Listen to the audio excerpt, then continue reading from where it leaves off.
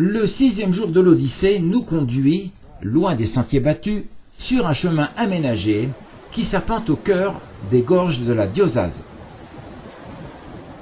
Entaillées dans la roche par le torrent du même nom, ces gorges impressionnantes se déploient en contrebas du massif du Brévent et à proximité de Chamonix.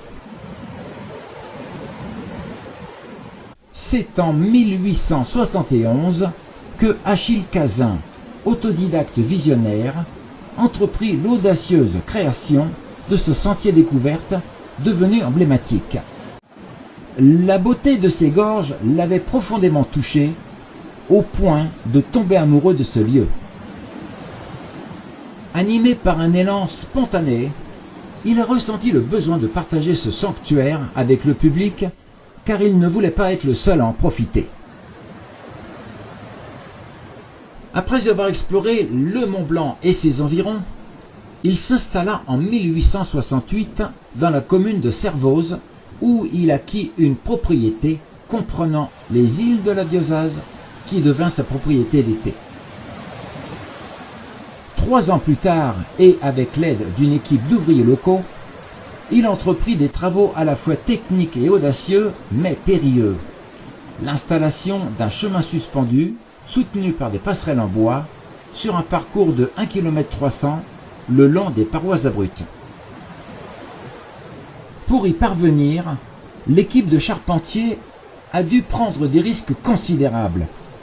Sans autre solution, ils travaillaient suspendus à des cordes de chanvre fixées à la paroi rocheuse, et dans ces conditions extrêmes, ils ont d'abord scellé des consoles en fer forgé dans la roche, avant de pouvoir y poser les fameuses passerelles en bois.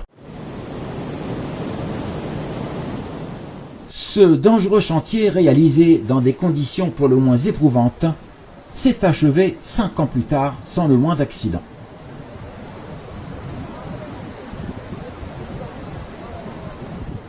À la fin du parcours, une portion de la passerelle d'origine, celle qui menait jusqu'à la pierre enchâssée entre les parois, a été démontée pour des raisons de sécurité. Le chemin des gorges a été inauguré en 1875, soit seulement 2 ans avant le décès de son créateur. Le succès fut immédiat à l'époque, puisque au cours du premier été inauguratif, 1500 visiteurs ont pu découvrir ce pittoresque parcours.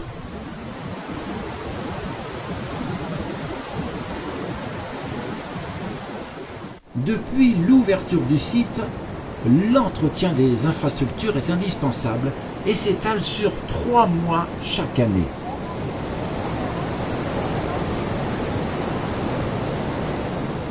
Il implique le démontage des passerelles à l'automne, puis leur réinstallation au printemps, tant elles sont exposées aux chutes de glace et de pierre. À cela s'ajoutent les dommages causés durant l'hiver par les crues qui emportent arbres et branches sur leur passage. Aujourd'hui, ce sont 30 000 visiteurs par an qui viennent parcourir cette promenade de santé, pittoresque et apaisante, en famille ou en solitaire, toujours séduits par le charme unique de ces lieux.